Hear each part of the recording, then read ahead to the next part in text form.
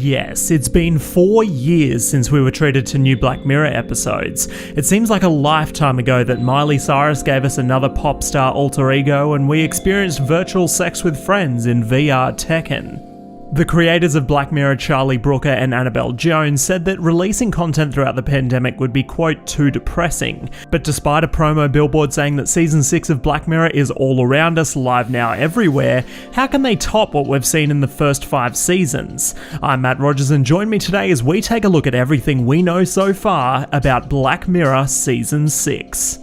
Now I'm bringing you weekly videos covering the best and worst of movies and television and delivering it straight to your subscription feed. So to stay up to date and support the channel, be sure to hit that like button, subscribe and ring that bell to not miss a single thing. Believe it or not, Black Mirror has been around since all the way back in 2011. The first 2 seasons belonging to the UK's Channel 4, when the show was at its best if you ask me. Netflix then swooped in with $100 million to back the creators, which truly made the show a technological nightmare phenomenon. Now that the creators are back creating new episodes with more than enough time to write and a budget for even bigger stars, the pieces are all there.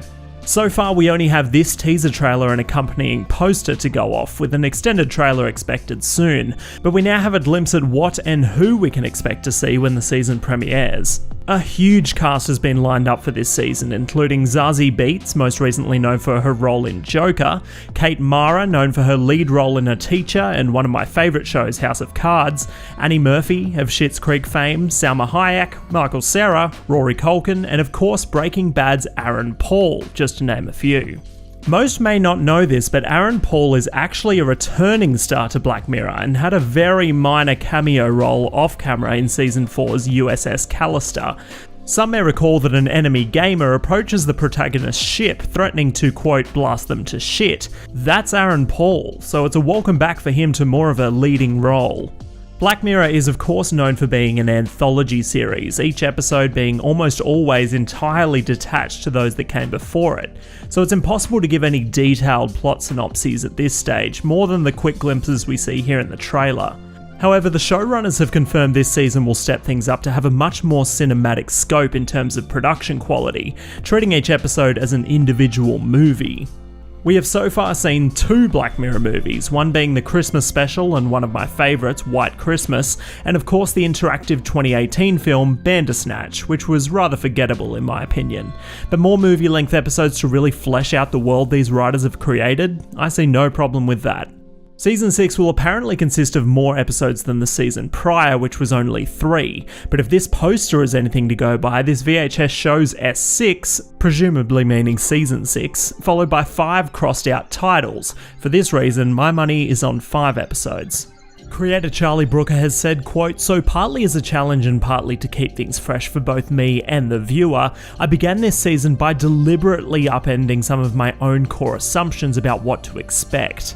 Consequently, this time, alongside some of the more familiar Black Mirror tropes, we've also got a few new elements, including some I've previously sworn blind the show would never do, to stretch the parameters of what a Black Mirror episode even is. Brooker says the stories are all still tonally Black Mirror through and through, but they have some crazy swings and more variety than ever before." End quote.